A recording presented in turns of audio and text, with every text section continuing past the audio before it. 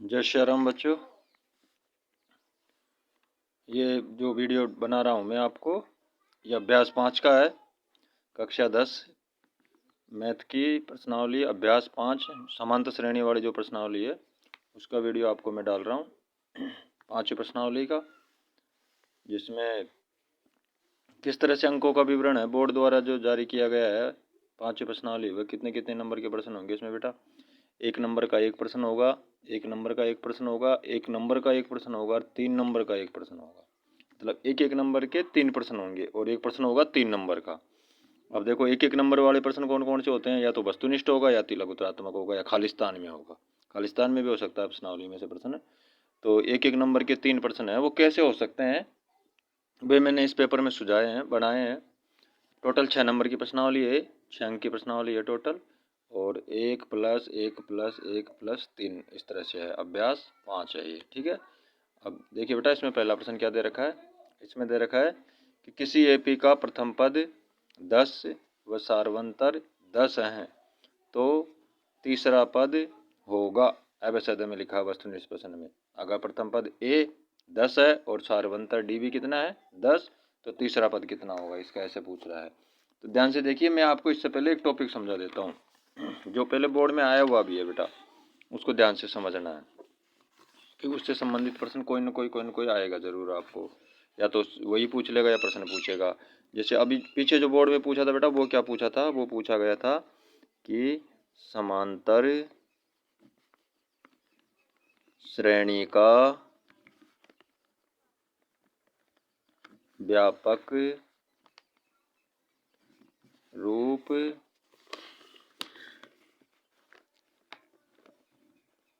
लिखिए। इस तरह से पूछा गया था कि समान श्रेणी का व्यापक रूप लिखिए। व्यापक रूप क्या होता है बेटा, इसको बहुत ध्यान से देखना है, क्योंकि कई सारे सवाल ही हैं जो इसी व्यापक रूप से ही हल हो जाते हैं।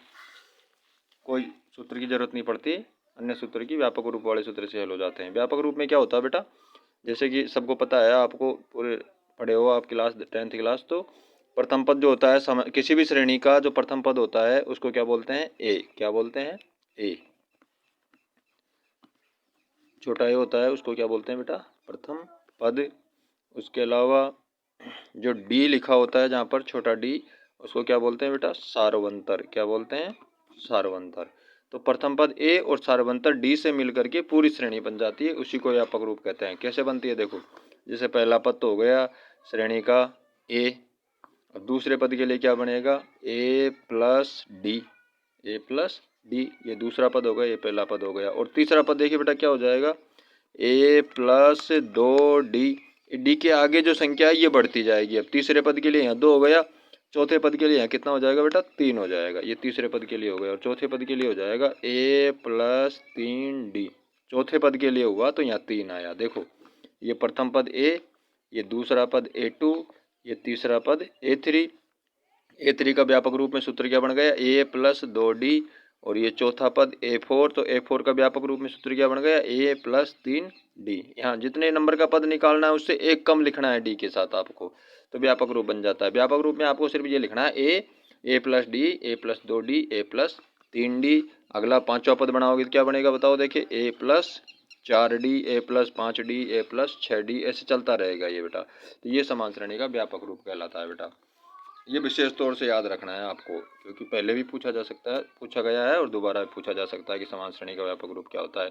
और इससे कई सारे प्रश्न भी हल होते हैं, सवाल भी हल होते हैं भाई इससे। इस प्रश्नावली में जहाँ अनुपात ज्ञात करने का सूत्र है वो अगर याद नहीं रख पाते हैं तो इसी से सवाल हल हो जाता है। जैसे अभी अब आपको मैंने पहला प्रश्न बताया था, क्या था कि किसी प्रथम एपी का समान श्रेणी का प्रथम पद 10 है और सार्वंतर कितना है 10, तो उस श्रेणी का कौन सा पद निकालना था बेटा, तीसरा पद ज्ञात करना था। तीसरा पद क्या होगा ये से पूछ रहा था ये।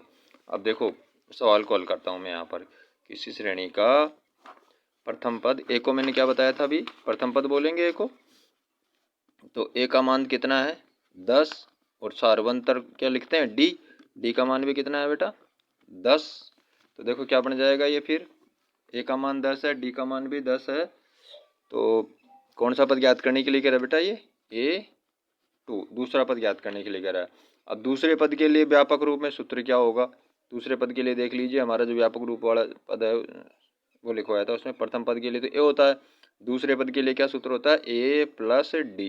तो ये दूसरे पद के लिए सूत्र बन जाएगा A2 बराबर ए प्लस डी। ठीक है बेटा। अब इसमें ए का और डी का मान रख दीजिए जो हमको दे रखा है प्रश्न में। ए का मान तो 10 दे रखा है प्रथम पद, डी का सार्वंतर का मान कितना दे रखा है 10। तो इसमें मान रख देते हैं, ए का मान 10 प्लस डी का मान भी 10। तो 10 और 10 जुड़ के कितना हो गया 20, क्योंकि प्लस हो रहा है। तो दूसरा पद कितना हो गया बेटा 20। अब इसमें ऑप्शन में दे रखा होगा, देखो ऑप्शन में क्या दे रखा है, पहले में 10 दे रखा है ए में तो, और ब में क्या दे रखा है 20। तो हमारे आंसर में कितना आया था 20। तो इसका मतलब यह आंसर होगा इसका। लेकिन इसमें प्रश्न को पद कौन सा पूछ रहा था, तीसरा पद पूछ रहा था, हमने ज्ञात कर दिया दूसरा पद इसका। चलो दूसरा पद तो 20 होगा इसका, लेकिन तीसरा पद ज्ञात करने के लिए गए तो वही ऐसे ही होगा बिल्कुल। तीसरे पद के लिए क्या सूत्र बनेगा, बना दीजिए व्यापक रूप में। पहले पद के लिए ए होता है, दूसरे पद के लिए ए प्लस डी होता है, तीसरे पद के लिए ए प्लस 2d। तो तीसरा पद ज्ञात करना है तो इस सूत्र क्या बन जाएगा, ए प्लस 2d। तो लीजिए बना दीजिए तीसरे पद के लिए सूत्र क्या बन जाएगा बेटा, A3 बराबर ए प्लस 2d। इसमें मान रख दीजिए, ए की जगह क्या लिखेंगे 10, क्योंकि हमारे सवाल में अभी ए का मान 10 दे रखा था हमको, डी का मान कितना था 10। तो डी के स्थान पर भी 10 रख दीजिए, प्लस 2 गुणा डी के स्थान पर 10। तो क्या बन गया बेटा 10 ऐसे कैसे प्लस। अब बोर्ड मास के नियम के अनुसार पहले जोड़ना नहीं है, पहले गुणा करना है। अगर पहले जोड़ दिए 10 में 2 तो गलत हो जाएगा, यहाँ पर पहले गुणा होता है। अगर दो चिन्ह एक साथ आ रहे हैं प्लस और गुणा, तो पहले गुणा करेंगे बाद में जोड़ेंगे। तो 2 किससे गुणा होगा 10 से, 10 गुणा 2 किया तो कितना हो गया बेटा 20। अब 20 किस में जुड़ेगा, आप जोड़ देना है, 20 में 10 जोड़ा तो कितना हो गया 30। तो हमारा जो प्रश्न लिखा हुआ था उसके अनुसार तो आंसर कौन सा हो रहा है बेटा 30 हो रहा है, क्योंकि उसमें तीसरा पद पूछा था, दूसरा नहीं पूछ रखा था। और हमने दूसरा भी याद कर दिया, तीसरा भी। तो इससे जो व्यापक रूप है हमारा श्रेणी का, इससे हम कोई सा भी पद निकाल सकते हैं, दूसरा तीसरा 100वां 1000वां, जो पद पूछे हमसे। ए का और डी का मान चाहिए बस। अगर दे रखा है हमको समान प्रथम पद और सार्वंतर, तो हम कोई सा भी मान निकाल सकते हैं। अब देख लीजिए अगला प्रश्न क्या दे रखा है हमारे इसमें, कि किसी एपी का प्रथम पद ए तथा सार्वंतर डी है, तो एपी का चौथा पद होगा। कौन सा पद, चौथा पद होगा। अब देखो यहाँ मान नहीं दिया है, पहले सवाल में भी प्रथम पद दे रखा था लेकिन वह संख्या के रूप में दे रखा था 10। इस सवाल में भी प्रथम पद दे रखा है लेकिन यह संख्या के रूप में नहीं दे रखा है, ए के रूप में दे रखा है बेटा। और पहले सवाल में सार्वंतर दे रखा था 10, और इस सवाल में भी सार्वंतर दे रखा है, लेकिन सार्वंतर कितना दे रखा है डी दे रखा है। कितना दे रखा है बेटा डी दे रखा है। और पद कौन सा पूछ रहा है हमसे, चौथा पद पूछ रहा है। तो चौथे पद के लिए समान श्रेणी व्यापक रूप में सूत्र लिख दो यहाँ पर। इस चौथे पद के लिए पूछ रहा है तो A4 बराबर क्या सूत्र बनेगा बेटा, ए प्लस कितना डी, इससे एक कम करके लिखते हैं 3d, ए प्लस 3d, ये सूत्र हो गया चौथे पद के लिए। अब यहाँ पे ऑप्शन में देखो क्या आ रहा है, ए में तो आ रहा है ए प्लस डी, बे में आ रहा है ए प्लस 2d, स में आ रहा है ए प्लस 3d, द में आ रहा है ए प्लस 4d। तो कौन सा आया था हमारा ए प्लस 3d आया था। तो इसमें कौन सा आंसर हो गया स, ए प्लस 3d हो गया। तो ये व्यापक रूप से इस तरह से आपको प्रश्न पूछे जा सकते हैं, या सीधा व्यापक रूप पूछ सकता है। तो इतने सारे पद लिख देने हैं आपको, A plus D, A plus 2d, A plus 3d, A plus 4d, dot dot dot लगा देना है। और छोटे प्रश्न इस तरह से पूछता है, तो ऐसे अगर आपको ये श्रेणी याद है इस तरह की, तो आप कोई सा पद निकाल सकते हो। उसका संख्या दे रखी है अगर ए का डी का मान, तो आप उस पद का सूत्र लगाइए जिस पद को पूछ रहा है वो, और उसमें मान रख दो, संख्या रख दो, हल हो जाता है। ठीक है बेटा। और अगर ए और डी दे रखा है पद का मान, आपको संख्या नहीं दे रखी है, तो व्यापक रूप में जो सूत्र है वो ऐसे कैसे आ जाना है उसके अंदर। अगला देखिए क्या है बेटा प्रश्न, किसी एपी का प्रथम पद 4 है तथा सार्वंतर -3 है, तो एपी का दूसरा पद होगा। दूसरा पद पूछ रहा है और प्रथम पद का मान दे रखा है और सार्वंतर का मान दे रखा है बेटा। प्रथम पद कितना दे रखा है, देखो प्रथम पद किसको बोलते हैं, ए को। ए का मान कितना दे रखा है 4, हमारे सवाल में दे रखा है प्रथम पद का मान कितना है 4। और दूसरा क्या दे रखा है हमको सार्वंतर, सार्वंतर का मान कितना दे रखा है हमको -3। तो सार्वंतर किसको बोलते हैं डी को, तो डी का मान दे रखा है -3। और कौन सा पद पूछ रहा था बेटा हमसे, दूसरा पद। कौन सा पद पूछ रहा था, दूसरा पद पूछ रहा था हमसे। तो ध्यान से देखिए दूसरा पद, इसमें क्या सूत्र बनेगा दूसरे पद के लिए, दूसरे पद को क्या लिखेंगे A2, और सूत्र क्या बनेगा व्यापक रूप में, अभी बताए थे आपको हम दूसरे पद के लिए क्या सूत्र बनेगा, प्रथम पद ए, दूसरे पद के लिए क्या बनता है ए प्लस डी।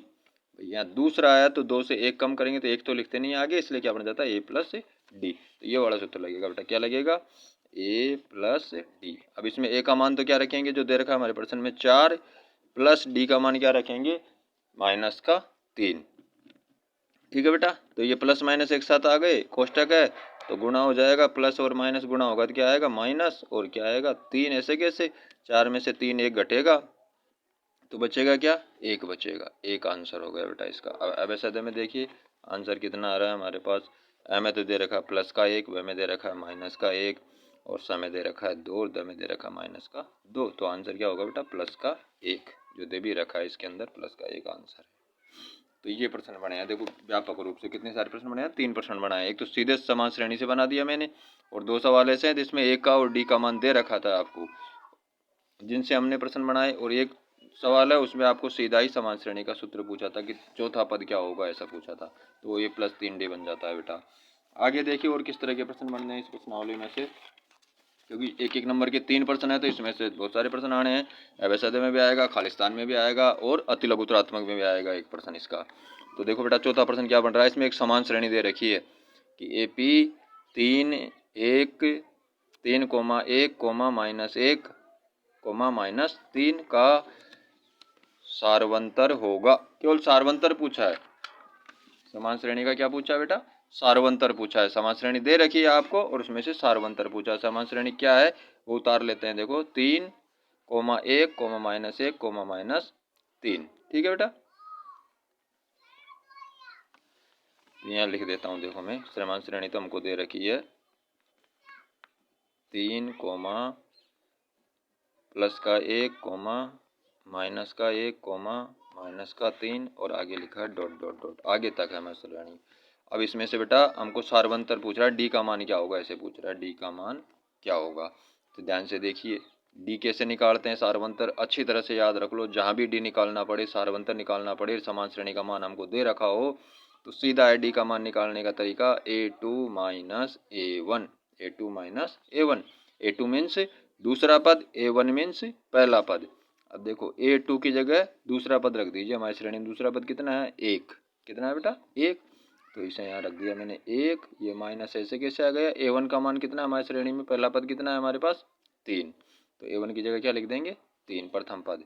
तो देखो बेटा अब 1 में से तो 3 घटेगा नहीं, 3 में से 1 घट जाएगा, माइनस हो रहा है।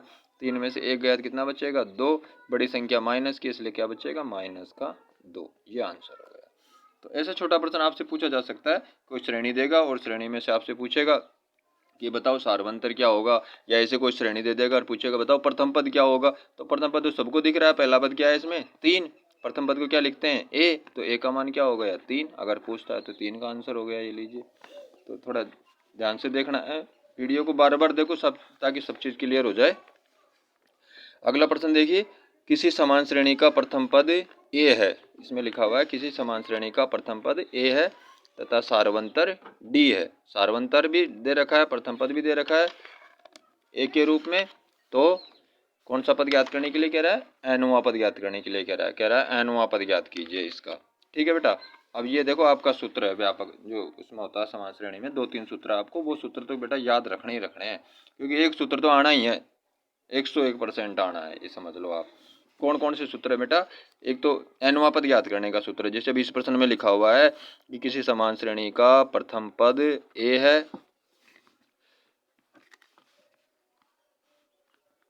तथा सारवंतर D है। प्रथम पद A है, सारवंतर D है तथा, तो nवां पद ज्ञात कीजिए, ये प्रश्न लिखा है उसमें कि प्रथम पद A है, सारवंतर D है, तो श्रेणी का कौन सा पद ज्ञात करना है बेटा, nवां पद ज्ञात करना है। तो इस प्रश्न का मतलब हो गया कि आपसे वो an वाला सूत्र पूछ रहा है। an वाला सूत्र मतलब बेटा ये याद रख लो अच्छी तरह से, an बराबर A प्लस n माइनस 1 कोष्टक में होता है, और ये बाहर गुणा में क्या होता है बेटा D। an बराबर A plus n minus 1 into D, an वाला सूत्र हो गया, यही पूछ रहा है बस वो। अब वो एबेसिड में ही पूछ सकता है इससे, इस प्रश्न को आपको अति लघुतरात्मक में भी पूछ सकता है, खालिस्तान में भी बना के पूछ सकता है इसी प्रश्न को। प्रथम पद A है, सारवंतर D है, तो nवां पद ज्ञात कीजिए, तो ये सूत्र लिख देना है आपको। या फिर आपको इसी प्रश्न को वो, ये तो एक तरह से घुमा के हो गया, अगर सीधा पूछे इसी प्रश्न को तो क्या लिखेगा कि किसी समान श्रेणी का nवां पद ज्ञात करने का सूत्र लिखिए, nवां पद ज्ञात करने का सूत्र लिखिए। अगर ऐसा लिख देता तो भी आपको यही सूत्र लिखना है nवां पद ज्ञात करने के लिए। ठीक है बेटा, और दूसरा सूत्र किस तरह का चलता है इसमें, एक मैंने व्यापक रूप वाले बता दिया आपको, n वां पद ज्ञात करने का सूत्र हो गया। अगला जो सूत्र है इसके अंदर वो है बेटा किस चीज का, n पदों का योगफल ज्ञात करना, n पदों का योगफल, जो अभी शायद अर्धवार्षिक में भी पूछा था। n पदों का योगफल ज्ञात करना, n पदों का योगफल ज्ञात करना। तो इसके लिए जो सूत्र है बेटा उसको अच्छी तरह से याद रखना है। देखो Sn बराबर n बटा 2, Sn बराबर n बटा 2 कोष्टक 2a plus n minus 1 into D, ये को है बेटा n पदों का योगफल ज्ञात करने का सूत्र, जिसको आपको अच्छी तरह से याद रखना है। और इसी एक तो सीधा पूछे n पदों का योगफल ज्ञात करने का सूत्र लिखिए, या फिर इसी प्रश्न को ऐसे पूछेगा जैसे ऊपर वाला प्रश्न था कि किसी समान श्रेणी का प्रथम पद a है, सारवंतर d है, तो n पदों का योगफल ज्ञात कीजिए। इसी प्रश्न को पूछेगा जैसे प्रथम पद a है, सारवंतर d है, तो यहाँ nवां पद पूछे तो ये सूत्र लिखना है, और लिखे n पदों का योगफल ज्ञात कीजिए, तो फिर ये सूत्र लिखना है बेटा आपको उसमें, ठीक है ना। अब आगे देखो योगफल के सूत्र कुछ और है, और भी सूत्र हैं एक दो इसके योगफल के छोटे सूत्र हैं, जो उनमें क्या डिफरेंस है उसमें और इसमें। जैसे किसी समान श्रेणी के n पदों का योगफल का तो ये हो गया, और योगफल के लिए कुछ और सूत्र भी है, जैसे आपको दे रखा हो कि श्रेणी का प्रथम पद, श्रेणी का प्रथम पद a है तथा अंतिम पद l है, तो n पदों का योगफल ज्ञात कीजिए। अब देखो ये योगफल वाला ही प्रश्न है, लेकिन सूत्र दूसरा लिखा जाएगा, इसमें छोटा सूत्र लिखा जाएगा। प्रश्न को इस तरह से पूछेगा, किसी श्रेणी का प्रथम पद क्या है a तथा अंतिम पद क्या है बेटा l, तो n पदों का योगफल ज्ञात कीजिए। अब l आ गया इसके अंदर, अंतिम पद दे रखा है आपको, तो ये सूत्र नहीं लिख सकते उसके अंदर हम। फिर हम क्या सूत्र लिखेंगे, देखो Sn वाला कौन सा सूत्र लिखेंगे बेटा उसमें, Sn बराबर n बटा 2 कोष्टक a प्लस l, ये सूत्र लिखना है बेटा, छोटा है बिल्कुल, n बटा 2 कोष्टक a प्लस l, ये n पदों का योगफल हो गया। जब अंतिम पद दे रखा हो आपको, सारवंतर नहीं दे रखा हो आपको, तो फिर ये सूत्र लिखना है। अब इसी सूत्र को एक तीसरे टाइप में और बना देता है वो, तो इसी प्रश्न को इसी प्रश्न में बनाएगा। ऐसे कैसे प्रश्न बनेगा, देखो क्या l की जगह कुछ और लिख देगा, बस d नहीं देगा, a की जगह a रहेगा, l की जगह कुछ और लिखेगा। क्या लिखेगा बेटा, देखो जिस आपसे प्रश्न पूछेगा किसी श्रेणी समांतर श्रेणी का प्रथम पद a है तथा nवां पद an है, तो n पदों का योगफल ज्ञात कीजिए, योगफल ज्ञात कीजिए। देखो अब ये ऊपर वाला ही प्रश्न है, केवल एक संख्या बदली है इसमें। किसी श्रेणी का प्रथम पद a है, उसमें भी यही लिखा था कि प्रथम पद a है। इससे पहले वाला जो प्रश्न था उसमें भी यही लिखा था कि प्रथम पद क्या है, a है, लेकिन क्या बदल गया इसमें, तथा nवां पद क्या है, an है। और इससे पहले वाले में क्या दे रखा था बेटा हमको, अंतिम पद l है, इसमें अंतिम पद दे रखा था। इसमें हालांकि बात एक ही होती है, nवां पद और अंतिम पद में ज़्यादा डिफरेंस भी नहीं होता है, लेकिन लिखने का वो है, nवां पद लिख दिया an, तो n पदों का योगफल ज्ञात कीजिए। तो सूत्र क्या बन जाएगा, देखो यही सूत्र रहेगा, थोड़ा सा बदल जाएगा, l को उठाना है इसमें, l की जगह क्या लिखना है आपको, an, क्योंकि हमारे प्रश्न में l था तो l लिख दिया, इसमें an आ रहा था क्या लिखेंगे, an लिखेंगे। तो सूत्र क्या बन जाएगा बेटा, Sn बराबर n बटा 2 कोष्टक a प्लस l, l नहीं an लिखना है यहाँ पर आपको, क्योंकि प्रश्न में an दे दिया। तो ये तीन सूत्र है बेटा आपको, एक तो nवां पद ज्ञात करने का सूत्र है, और ये छोटे दो सूत्र हैं योगफल ज्ञात करने का, एक बड़ा सूत्र है योगफल ज्ञात करने का। ये तो अभी बोर्ड में इसमें अर्धवार्षिक परीक्षा में भी आया था पिछली बार, तो आपको ये क्लियर रखना है बेटा। जहाँ तक है मेरे हिसाब से एक तो ज़रूर 100% सूत्र ही पूछेगा उसके अंदर। एक ये समान क्या बोलते हैं, अभी आपको बोला था मैंने, व्यापक रूप में जो समान श्रेणी होती है, व्यापक रूप वाला प्रश्न पूछेगा, या तो सीधा व्यापक रूप पूछेगा जो आपको इस तरह से 2-3 पद याद रखने हैं, A plus D, A plus 2 D, A plus 3 D, dot dot dot लगा दो आगे, फिर ये व्यापक रूप हो गया। या इससे संबंधित सवाल पूछेगा, जैसे ए प्रथम पद 10 है, सारवंतर 10 है, तो कहेगा दूसरा पद याद करो, दूसरा पद क्या होगा, तो ए प्लस डी लगा दो दूसरे पद के लिए, ये वाला सूत्र। कहीं तीसरा पद याद कीजिए, ए प्लस 2 डी लगा दीजिए तीसरे पद के लिए, ये सूत्र लगा दीजिए, तो उससे आपका तीसरा पद आ जाएगा। या फिर सीधा ही कहिए कि प्रथम पद ये है, सारवंतर डी है, बताओ चौथा पद क्या होगा, चौथे पद में व्यापक रूप में क्या सूत्र बन जाएगा, ए प्लस 3 डी बन जाएगा। ठीक है बेटा, तो इन प्रश्नों को ध्यान से याद करना है। इस वीडियो को जहाँ तक 6 नंबर की प्रश्नावली है तो बार बार देखना है। ठीक है बेटा, आगे देखिए और क्या प्रश्न बनाए हैं मैंने इस पेपर के अंदर समाज श्रेणी के, समझा देते हैं आपको। एक तो हो गया आपका ये सारवंतर वाला प्रश्न हो गया, दूसरा हो गया किसी समान श्रेणी का प्रथम पद ए और सारवंतर डी है तो एनवां पद याद कीजिए, तो इसमें कौन सा आंसर आ गया बेटा, A minus N minus 1 into D, ये तो एम ए दे रखा है, यही सूत्र होगा क्या, एनवां पद याद करना नहीं होगा क्योंकि यहाँ माइनस आ गया, इसमें यहाँ प्लस होता है, और ब होगा क्या, A plus N minus 1 into D, बिल्कुल ब आंसर होगा इसका, ये सही है बिल्कुल। तीसरे में देखो ए प्लस एन प्लस 1, यहाँ प्लस हो गया, छोटा छोटा डिफरेंस देगा, अब ऐसे में देगा, ध्यान से देखना है आपको बिल्कुल, यहाँ माइनस होना चाहिए, यहाँ प्लस कर दिया उसने, तो ये गलत है, ये नहीं है सही। और ए प्लस क्या लिखा है इसने, डी प्लस 1 इंटू एन, बदल ही दी जगह ही संख्या की थी, तो बिल्कुल ही गलत है, तो कौन सा आंसर सही हुआ इसका, ब सही हुआ। ऐसे अगला प्रश्न है, किसी समान श्रेणी का प्रथम पद ए तो सारवंतर डी है तो एन पदों का योगफल होगा, योगफल वाला सूत्र लिख दिया, ए का मान और डी का मान दिया है, प्रथम पद तो ए है, सारवंतर क्या है बेटा, डी है, और एन पदों का योगफल पूछा है, तो पहला प्रश्न एम है तो दे रखा है आपको, क्या देखो एन बटा 2 A plus N minus 1 into D, क्या सही होगा, ये बिल्कुल नहीं होगा क्योंकि यहाँ ए के साथ क्या आता है, 2 ही होता है सूत्र में, तो ये गलत है, ये सही नहीं है। एन बटा 2 A plus N minus 1 into D, बिल्कुल ये सही है, ब आंसर होगा इसका।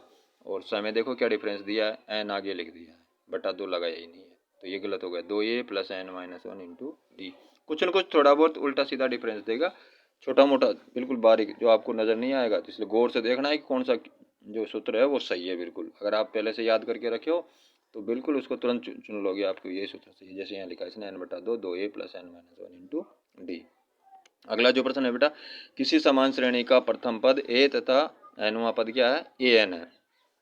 अब देखो अभी बताया था मैंने आपको छोटा सूत्र योग ज्ञात करने के लिए, तो किसी समान श्रेणी का प्रथम पद ए तथा एनवां पद ए एन है तो योगफल होगा, योग क्या होगा बेटा फिर उसका, एन बटा 2, ए में दे रखा है एन बटा 2 कोष्टक ए प्लस ए एन, अब इसमें डी नहीं दिया है प्रश्न में, देखो प्रथम पद ए दिया है, एनवां पद ए एन दे दिया है, तो छोटा सूत्र क्या बनेगा इसका, एन बटा 2 कोष्टक ए प्लस ए एन, बिल्कुल यही सही है, यही पढ़ाया था मैंने अभी आपको, ए एन बटा 2 ए प्लस ए एन। अब देखो इसमें क्या कर दिया, एन बटा 2 ए प्लस ए एन, गलत है, यहाँ 2 ए नहीं होता है छोटे सूत्र में, यहाँ भी 2 ए कर दिया, ये भी गलत है, और यहाँ एल लिख दिया क्योंकि यहाँ प्रश्न में ए एन लिखा था तो ए एन होना चाहिए, अगर प्रश्न में एल लिखा होता तो यहाँ एल सही होता, फिर ये सही होता है यहाँ पर। अगला प्रश्न देखिए, किसी समान श्रेणी का प्रथम पद ए तथा अंतिम पद एल है, अब बना है अंतिम पद एल और प्रथम पद ए, सार्वंतर का कोई मतलब नहीं है इसमें, तो योग होगा, योग का सूत्र क्या होगा, मतलब एन बटा 2 ए प्लस ए एन, ये होगा क्या, नहीं बिल्कुल नहीं होगा, क्योंकि इससे पहले वाले सवाल में था ये ए एन था हमारे पास, इसमें क्या दे रखा है हमको,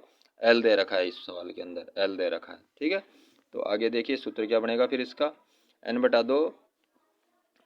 2 ए प्लस एल, ये सूत्र बनेगा, जो कौन से में ऑप्शन में है, देखो डी में दे रखा है, किस में दे रखा है बेटा, डी में दे रखा है, एन बटा 2 ए प्लस एल।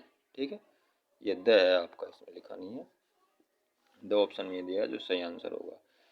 अगला प्रश्न देखिए, प्रथम पद सार्वंतर पदों की संख्या, एनवां पद ए एन पदों का योग के प्रतीक हैं। देखो ये भी पूछा जा सकता है, बहुत इंपॉर्टेंट है, ये 3-4 चीज़ें हैं, ये बिल्कुल याद रखनी है आपको, मैं दोबारा से लिख के बता देता हूँ, इसमें भी लिखा हुआ है वैसे तो, और मैं आपको दोबारा से लिख के बता देता हूँ। जैसे प्रथम पद को क्या कहते हैं, क्या प्रतीक है, प्रथम पद को कैसे व्यक्त करते हैं, ऐसे पूछ लेगा वहाँ पे आपको ऑप्शन में, या उसमें खाली स्थान वाले में ऐसे प्रश्न ज़्यादा पूछे जाते हैं।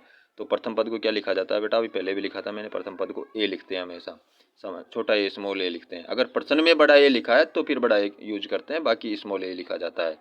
और उसके बाद होता है सार्वंतर, तो सार्वंतर को क्या लिखा जाता है बेटा, सार्वंतर को हमेशा स्मॉल डी लिखा जाता है।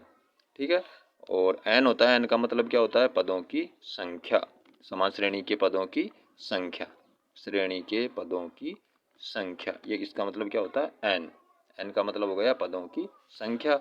और जो नेक्स्ट होगा बेटा वो क्या होगा, एनवां पद। एनवें पद को कैसे व्यक्त करते हैं, एनवां पद किसी समान श्रेणी का एनवां पद, तो उसको कैसे लिखेंगे, ए एन। अभी प्रश्न में भी लिखा था हमने एनवां पद ए एन है। और उसके अलावा क्या दे रखा है बेटा, एन पदों का योग। एन पदों का योग, इसको कैसे व्यक्त करते हैं हम समान श्रेणी में, एस एन से। किससे व्यक्त करते हैं बेटा, एस एन से व्यक्त करते हैं। और एक चीज और है, अंतिम पद किस समान श्रेणी का अंतिम पद। अंतिम पद को कौन से एबीसीडी के अक्षर से व्यक्त करते हैं, एल से। किससे व्यक्त करते हैं बेटा, एल से। तो ये प्रतीक है, इनको भी याद रखना है। इनमें से भी एक क्वेश्चन बन सकता है, या तो व्यापक रूप में से या सूत्रों में से।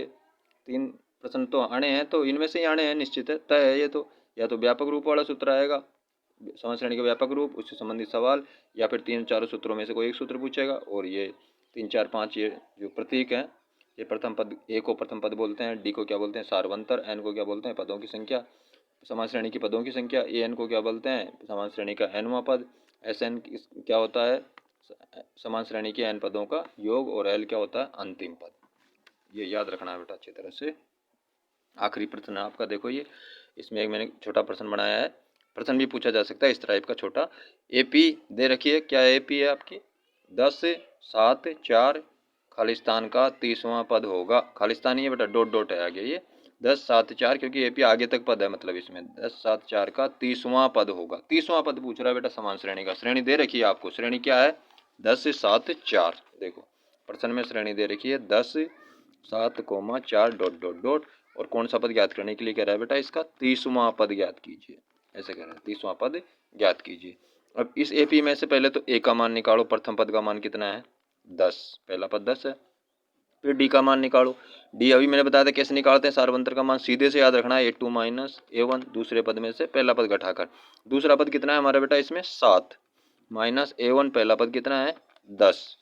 तो ये हो जाएगा बेटा, 10 में से 7 गया, कितना बचा, माइनस का 3। बड़ी संख्या में से छोटी संख्या घटेगी, बड़ी संख्या माइनस की, तो माइनस का चिन्ह बचेगा। डी का मान -3 हो गया। और कौन सा पद ज्ञात करने के लिए कह रहा है, 30वां पद। 30वें पद के लिए व्यापक रूप में सूत्र क्या बनाओगे, बनाओ, देखिए ये 30वां पद लिखा है मैंने। और 30वें पद के लिए व्यापक रूप में सूत्र क्या बन जाएगा बेटा, 30वें पद के लिए व्यापक रूप में सूत्र बनेगा ए प्लस, बताओ कितना डी, इससे 1 कम, 30 से 29 डी। ये 30वें पद के लिए व्यापक रूप में सूत्र हो गया। तो ए का मान तो क्या रखोगे, अभी निकाले थे, ए का मान कितना था, 10, तो ए का मान रख दिया 10 प्लस ऐसे कैसे 29, दोनों के बीच में कौन सा निशान आएगा, गुणा। और डी का मान क्या रखेंगे बेटा, अभी बनाए थे माइनस का 3, तो डी का मान हो गया -3। हल करते हैं बेटा, मैंने कहा था पहले गुणा करना है, तो ये हो गया 10 ऐसे कैसे, प्लस 29 को 3 से गुणा करेंगे तो कितना आएगा, 29 तिया माइनस का 87, 29 को 3 से गुणा करेंगे कितना आएगा, माइनस का 87। अब देखिए आगे प्लस और माइनस दोनों एक साथ हो गए, तो 10 माइनस 87, क्योंकि कोष्टक का मतलब गुणा होता है, और जब प्लस माइनस से गुणा होता है तो क्या आता है, माइनस। 87 में से 10 घटेगा, क्योंकि माइनस हो रहा है, तो कितना बचेगा, माइनस का 77। ये आंसर होगा। देखिए बेटा ऑप्शन में क्या दे रखा है, देखिए उसमें ऑप्शन में ए में तो दे रखा है 87, ब में दे रखा है -87, दोनों ही नहीं है। स में दे रखा है 77 प्लस का, और द में दे रखा है माइनस का 77। तो आंसर कौन सा होगा बेटा, माइनस का 77, जो अभी हम निकाले थे। तो ये हो गए आपके कंप्लीट प्रश्न। इसके जो छोटे प्रश्न है एक एक नंबर में आने लायक, इस प्रश्नावली में से सारे करवा दिए हैं मैंने, एक भी प्रश्न नहीं छोड़ा है। इस वीडियो को बहुत विशेष गौर से देखना है बेटा, क्योंकि ज़्यादा बड़े प्रश्न भी नहीं है, 2-3 प्रश्न आने हैं छोटे छोटे, एक एक नंबर के इसमें से। और 3 नंबर का जो प्रश्न होगा वो सबसे ज़्यादा चांस रहता है, क्या बोलते हैं आपके 5.2 में से। 5.3 तो इसमें इस बार शायद 28 दिए, 5.2 में सबसे ज़्यादा चांस है इसमें आने का। तो आपको उनको अच्छी तरह से फेरना है बेटा प्रश्नों को।